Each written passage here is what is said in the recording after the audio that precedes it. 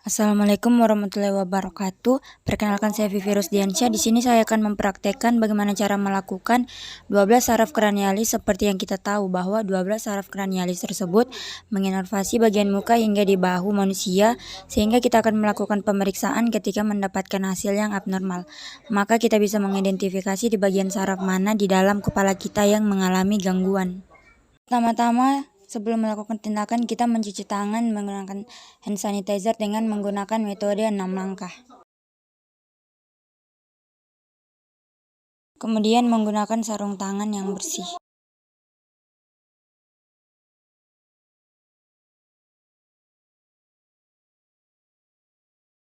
Kranial yang pertama yaitu olfactorius, yaitu nervus untuk penciuman. Pemeriksaan nervus yang pertama adalah kita akan mengecek bagian ketajaman penciuman dari pasien. Baik Bu, di sini saya akan lakukan pemeriksaan indera penciuman. Sebelumnya nanti minta tolong untuk bisa menutup mata pada saat pemeriksaan. Apakah Ibu sekarang dalam kondisi pilek? Baik, saya coba untuk mengecek kondisi hidungnya dulu ya Bu. Kemudian coba tutup hidungnya satu Bu dengan satu tangan. Kemudian yang satunya coba menutup mata.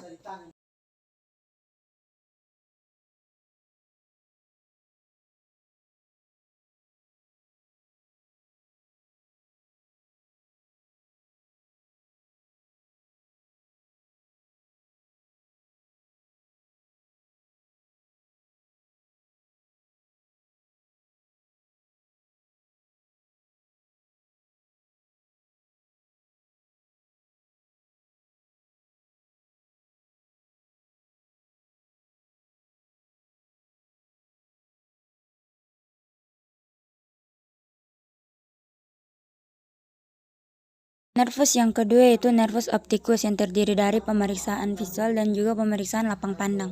Sekarang kita akan melakukan pemeriksaan visual di mana kita berjarak 6 meter dari pasien. Kita minta pasien untuk menutup sebelah mata.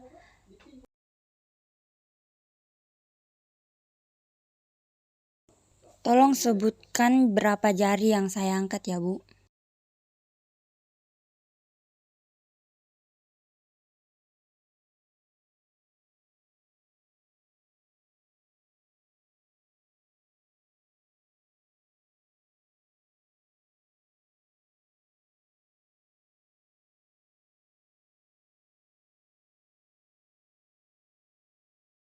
Yang selanjutnya yaitu nervus 3, 4, dan 6 yaitu oculomotoris, trochlearis, dan abdusen. Pemeriksaan nervus berikutnya adalah pemeriksaan nervus ini meliputi gerakan bola mata dan juga refleks pupil. Kita akan melakukan prosedurnya Ibu. Tolong ikuti arah benda yang saya gerakan baik ke atas, ke bawah, ke kanan maupun ke kiri ya Bu.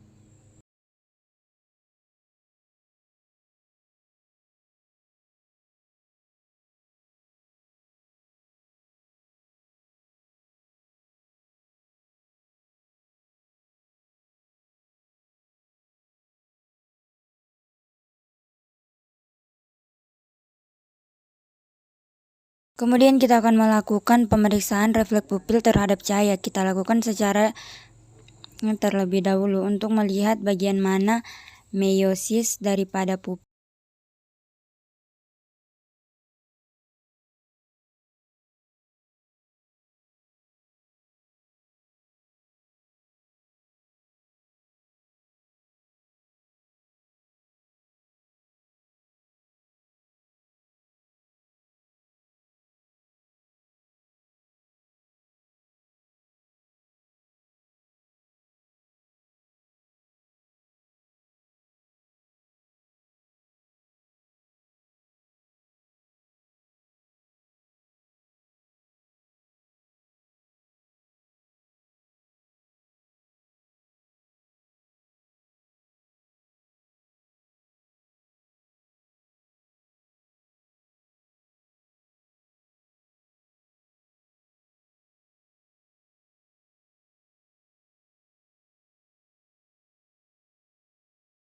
Pemeriksaan yang kedua kita lakukan secara indirect dengan cara menutup salah satu mata yang tidak terkena cahaya dan kita mengamati mata yang tidak terkena cahaya tersebut apakah yang mengalami meiosis atau tidak.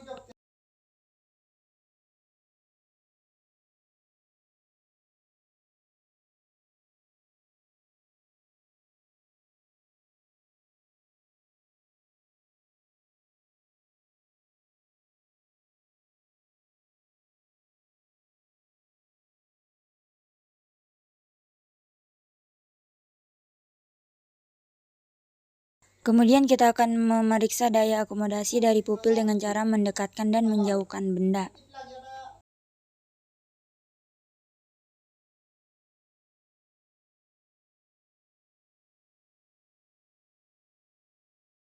Nervus yang kelima yaitu nervus trigeminus. Nervus yang menginervasi untuk otot-otot di pengunyahan. Di dalam nervus 5 kita akan memeriksa bagaimana fungsi motorik dan juga sensorik. Untuk pemeriksaan motorik kita meminta pasien untuk saling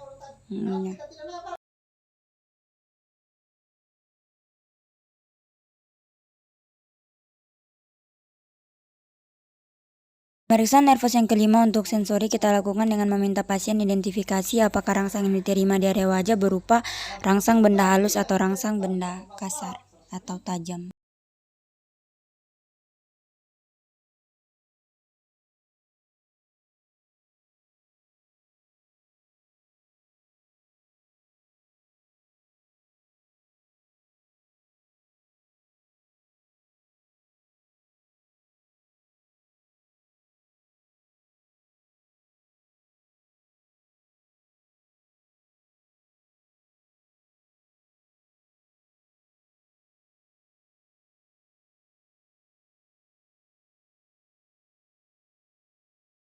Silakan dibuka mulutnya ya Bu, saya akan melakukan penekanan di daerah dagu.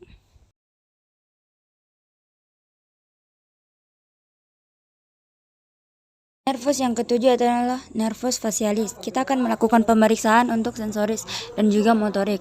Untuk pemeriksaan motorik kita mulai dengan meminta pasien untuk mencoba memejamkan mata dan meminta pasien untuk mencoba memejamkan mata. Ini menandakan bahwa di kelopak mata pasien menunjukkan cukup kuat. Kemudian minta pasien untuk membuka mata.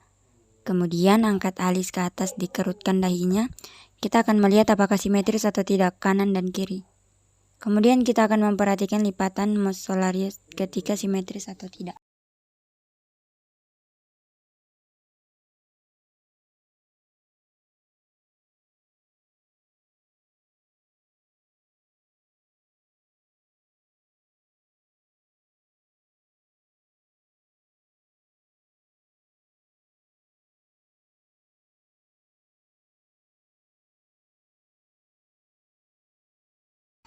Kemudian minta pasien untuk mengembungkan pipi dan saya akan mencoba untuk menekannya, Bu.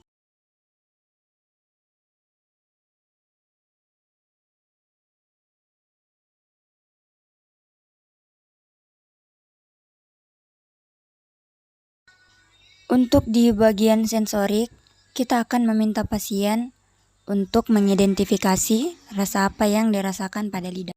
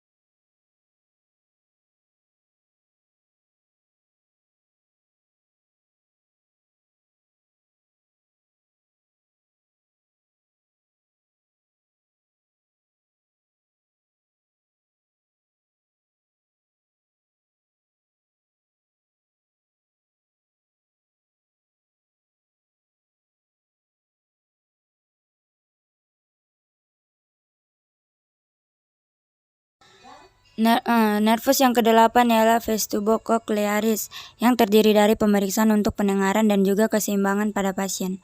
Pada pemeriksaan ini kita membutuhkan alat yaitu garpu tala. Ada 3 jenis pemeriksaan pendengaran yang akan kita lakukan ke pasien, yaitu tes Weber, tes Rine, dan swaba.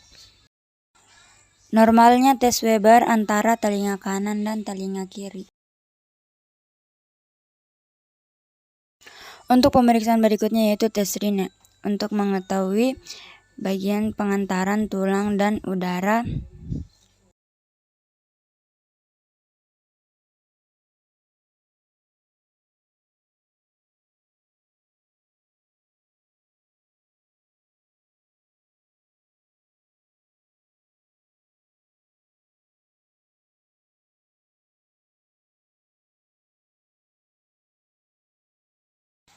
Pemeriksaan yang ketiga yaitu tes swaba untuk mengetahui bagaimana penghantaran suara melalui udara. Kita akan meminta pasien untuk bisa mengidentifikasi apakah suara garpu tala masih terdengar jelas dan juga kepada pemeriksa secara bergantian.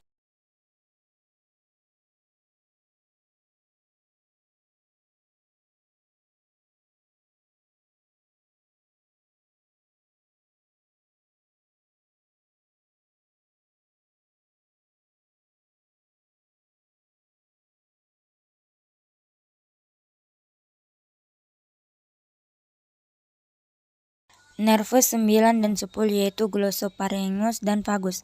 Pemeriksaan nervus ini akan kita lakukan dalam 3 hal. Yang pertama adalah refleks menelan dan pasien, kemudian yang kedua adalah letak ovula, dan yang ketiga adalah refleks untuk muntah pada pasien.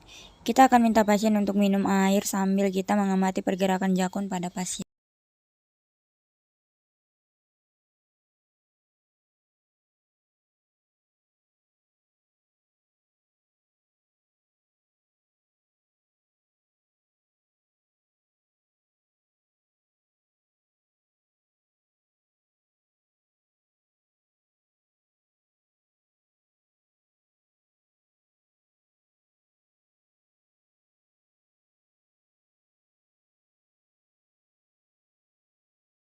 Kemudian kita akan melihat ovula dan pita suara pada pasien, dan kita meminta pasien untuk membuka mulut dan mengeluarkan bunyi A. Silakan dibuka ya, Bu.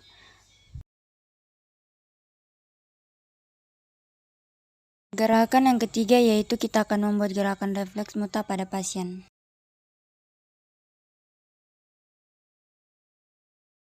Nervus yang ke-11 adalah nervus aksesoris. Kita akan melakukan pemeriksaan ini pada 2 musculus. Kita akan meminta pasien untuk menengok ke salah satu sisi dan kita mencoba menahan arah dari dagu pasien tersebut.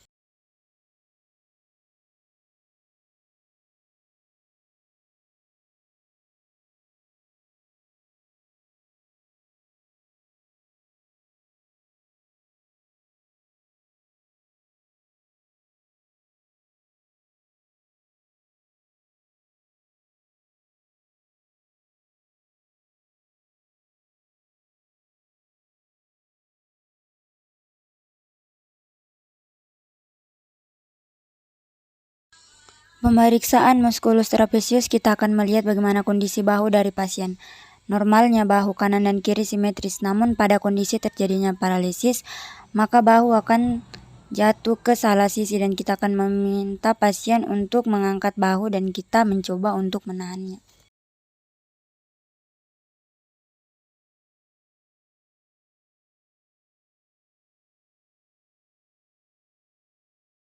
Nervus yang ke-12 yaitu hipoglossus. Nervus ini menginervasi bagian bawah dari lidah sehingga fokus pada pemeriksaan ini akan kita lakukan pada bagaimana fungsi lidah tersebut. Pemeriksaannya ada 2 gerakan. Yang pertama adalah kita meminta pasien untuk membuka mulut.